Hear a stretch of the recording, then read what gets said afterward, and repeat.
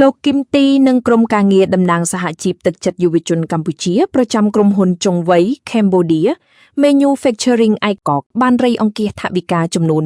213,000 រៀលជូនកម្មការិនីម្នាក់នៅថ្ងៃទី 6 ខែឧសភា ឆ្នាំ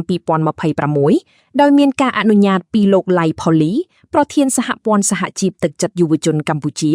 លោកគឹមទីតំណាងសហជីពទឹកចិត្តយុវជនកម្ពុជាប្រចាំក្រុមហ៊ុនចុងវ័យ Cambodia Manufacturing ICOC ដែលមានអាសយដ្ឋាននៅភូមិឃ្លាំងសម្បត្តិឃុំពុតស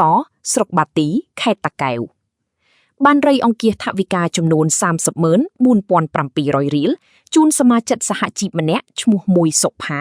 អត្តលេខ 70715 បម្រើការងារផ្នែកបិទកែវ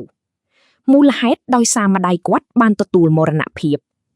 ថវិការៃអង្គាសទាំងអស់បានមកពីបងប្អូនកម្មករកម្មការិនីប្រចាំក្រុមហ៊ុនចុងវ័យ Cambodia Manufacturing ICOC ឆ្លៀតឱកាសនោះតំណាងសហជីពទឹកចិត្តយុវជនកម្ពុជាប្រចាំក្រុមហ៊ុនចុងវ័យ Cambodia Manufacturing ICOC សូមអរគុណដល់បងប្អូនកម្មករកម្មការិនីប្រចាំក្រុមហ៊ុនចុងវ័យ Cambodia Manufacturing ICOC ទាំងអស់ដែលតែងតែបរិច្ចាគនៅថវិកាផ្ទាល់ខ្លួនដើម្បីជួយគ្នាទៅវិញទៅមក